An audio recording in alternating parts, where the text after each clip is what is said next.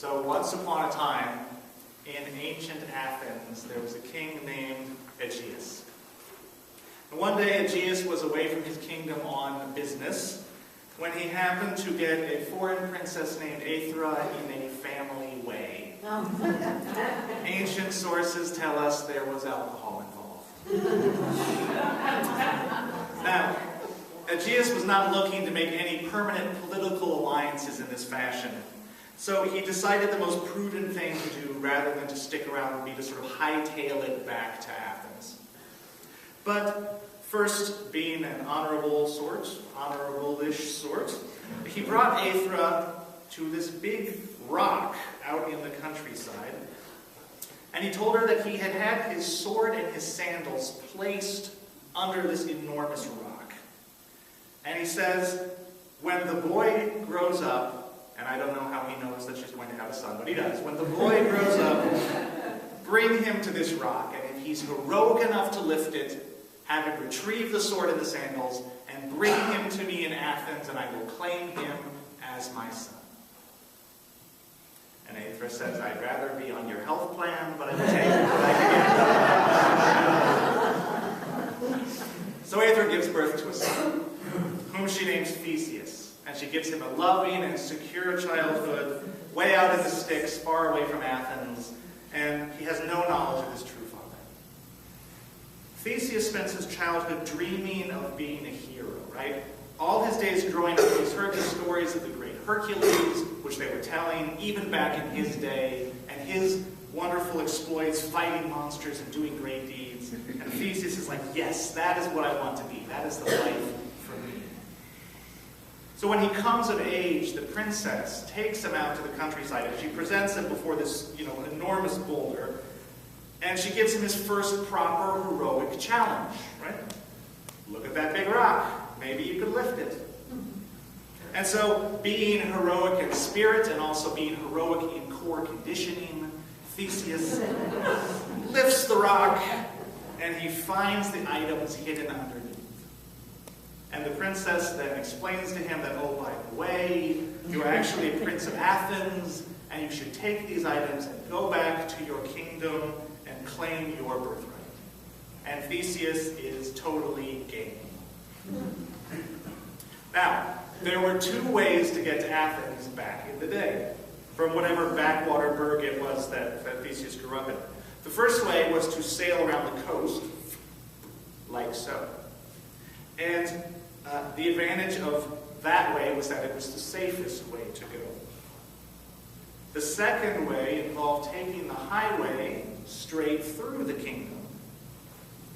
And that way was exceedingly dangerous because back in that day, before Greece was properly civilized, the highways were besieged by monsters. Right? Literal monsters like giant boars that breathe fire and that sort of thing. And then metaphorical monsters, nefarious bandits, men were told who knew no law or sense of right other than that the stronger should impose their cruel will on the weaker, and they delighted in doing so. And many travelers died at the hands of these literal and figurative monsters. Well, Theseus' mother, of course, begged him to take the easy way and sail around the kingdom because she loved him and she was afraid for him. And Theseus said to her, Mother, all my life I have wanted to be a great hero. I can choose the safe route, I could. But then the monsters will still be out there lurking, and they may waylay other travelers. No, I am taking the highway, because my choice is to go where the monsters are. I like myths and I like legends, because they help me remember important things. Now, the character of Theseus is interesting. He's considered one of the founding heroes of classical Greece, of whom there are just a handful: Hercules, Cadmus, Perseus.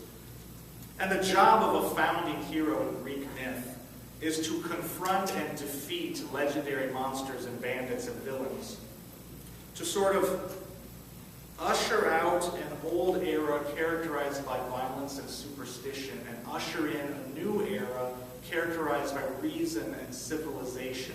And each of these founding heroes is usually associated with a great city, Athens in the case of Perseus. So their job is to elevate their civilization, to bring it to a new level. But to do that, the story of Theseus reminds us, you have to go where the monsters are. Now, as Unitarian Universalists, there are core values that we hold up as essential, that we see as the key to elevating our own civilization. Values like open-mindedness and acceptance, fairness and equality, caring for one another, caring for our earth. And our religious tradition encourages us to bring those values into the world, so that the monsters we face might include bigotry and intolerance, or institutionalized racism and poverty, or greed and the terribly short-sighted destruction of our environment. And if we want to go to where the monsters are, and there's plenty more that we could add to our list, we don't have to journey to some faraway mythical land to meet them.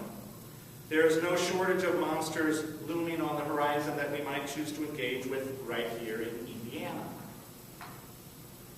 For example, here in Indiana, the general legislative session opens January 6th. Okay, we're hoping I was going to talk about legislation this morning.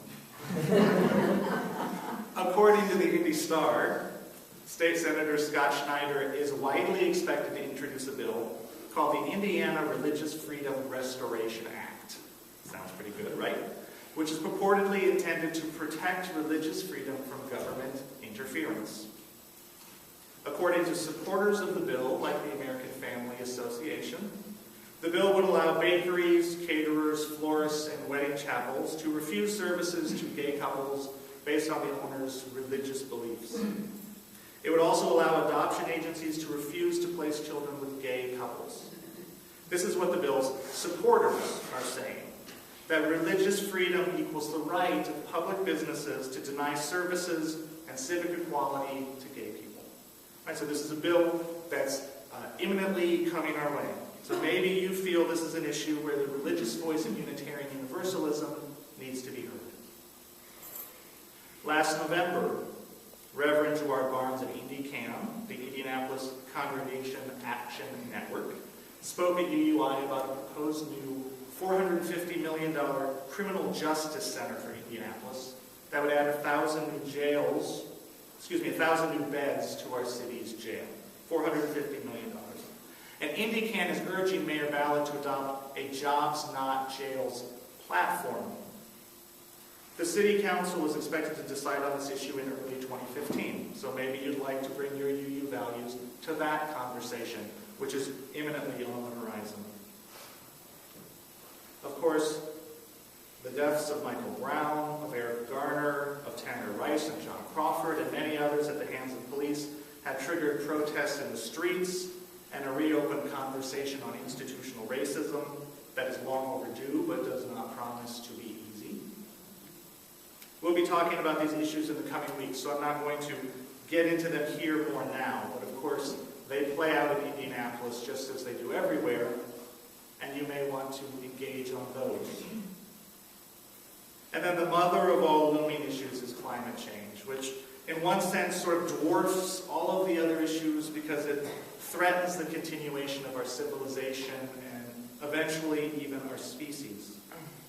And we, proud Hoosiers, happen to live in a state that produces 95% of its energy by coal, and thus produces the fourth highest amount of CO2 emissions in the country, right? So humble Indiana produces more CO2 than 46 other states, including California. And the EPA has ordered us to lower the rate of those emissions by 20%. So naturally, our governor is suing to block that action. And maybe you want your values to be part of that conversation, right? Looming monsters on the horizon. Of course, nobody can do everything. There are only so many hours in the day, and we all have many responsibilities kind of pulling us in different directions. In our first reading, UU Reverend Rebecca Parker challenges us specifically not to try to do everything, but to find our own unique way to translate our gifts into action. She said, your gifts, whatever you discover them to be, can be used to bless or curse the world. the mind's power, the strength of the hands, the reaches of the hearts.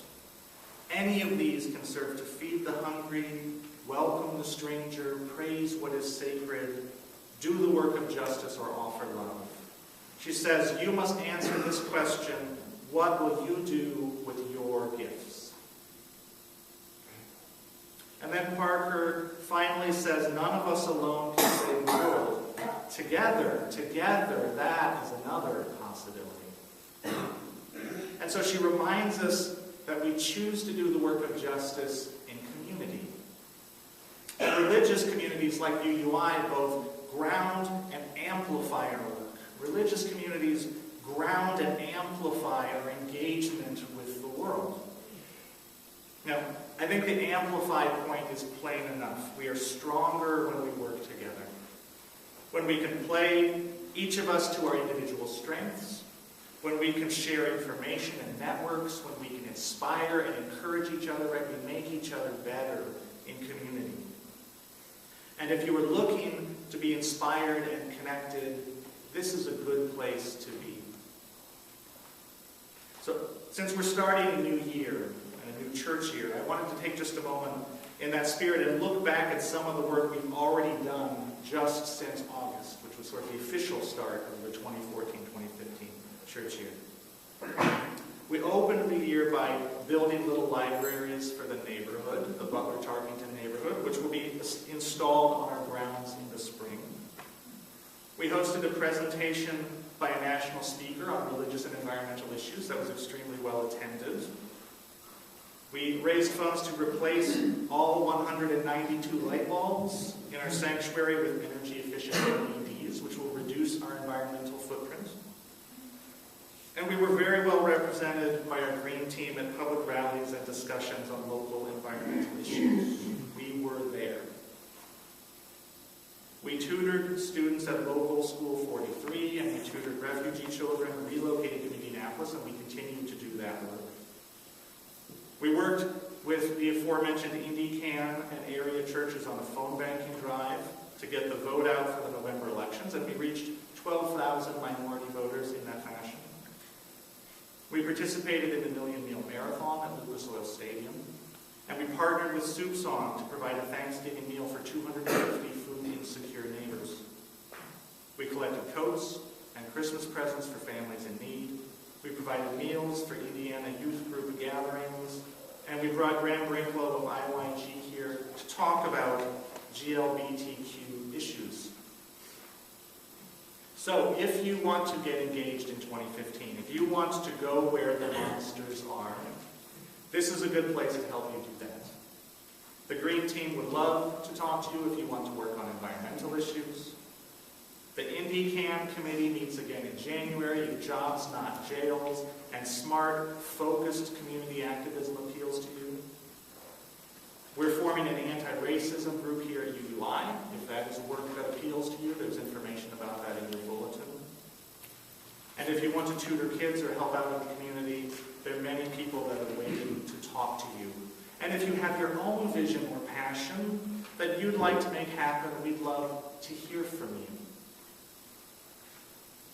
But you've possibly noticed that the title of this service is not actually Go Where the Monsters Are, as much as I've said those words today. Because as excited as I am about all the good work that we're doing in UUI, and as much as I want this community to be engaged on these and other issues, that's not the focus that I ultimately wanted for this first service kicking off the new year. Not quite. It's important that we do outreach and activism and that we fight the good fight. But our religious vision and our religious work is larger than activism. It's larger than activism. And so I decided for my title to return to our overall theme for the church year, which is Love Reaches Out. Because it's love that grounds our vision of a transformed world. Love in many aspects. Love in its aspect of awe and wonder, right? In the delight and connection we feel with the natural world, which leads us to want to preserve and protect it. Love in its aspect of compassion and empathy, which leads us to view another's pain as our own, which leads us to stand in solidarity with suffering people. And perhaps most importantly, our love for the human spirit.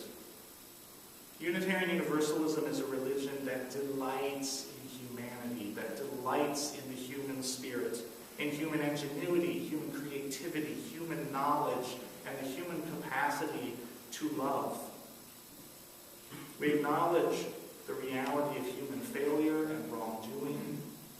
We acknowledge the stories of people like Leela for whom we have not done enough, right? But as a form of religious humanism, ultimately we come back to our faith in the human spirit. And this runs very deep in our tradition. As far back as 1838, Ralph Waldo Emerson wrote in his Divinity School address, Jesus Christ belonged to the true race of prophets because he saw that God incarnates himself in man and evermore goes forth anew to take possession of the world. And he said in this jubilee of sublime emotion, I am divine. Through me God acts. Through me God speaks. Would you see God see me, or would you see God see you, when you also think as I now think? He spoke of miracles, for he felt that man's life was a miracle, and all that man does was a miracle, and he knew that this daily miracle shines. Ralph Waldo Emerson.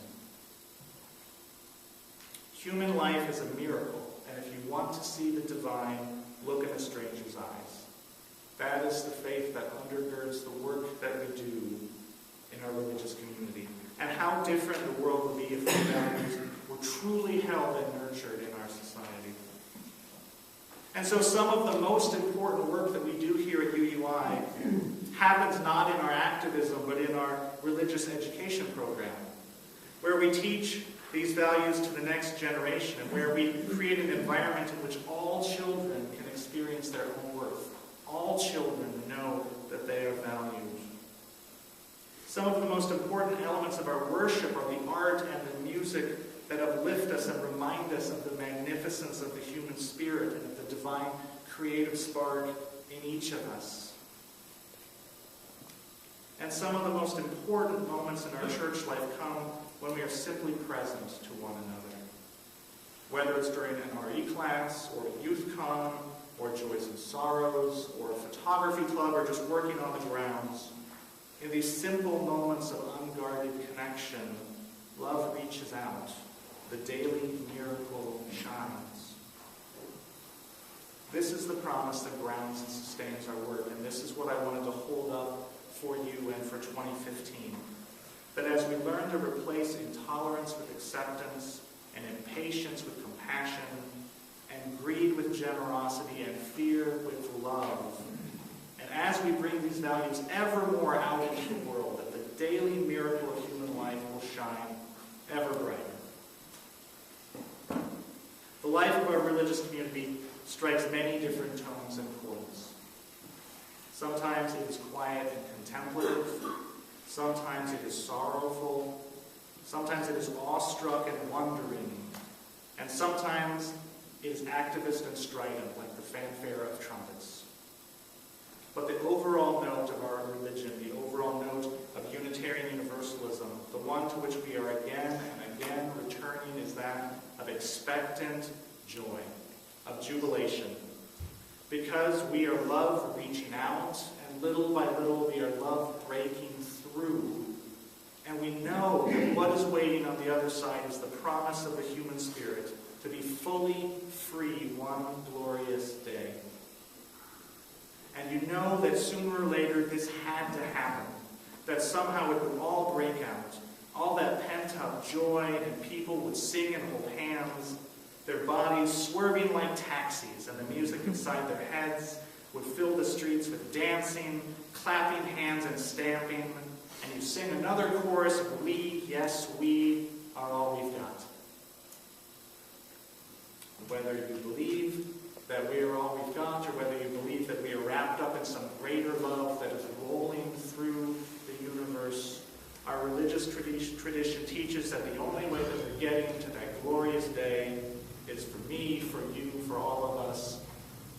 voice and the heart and the hands of love reaching out. May it be so for 2015. Blessed be and amen. Would you please rise and bow your spirit for our closing hymn, number 1014 in your teal hymnal, standing on the side of love.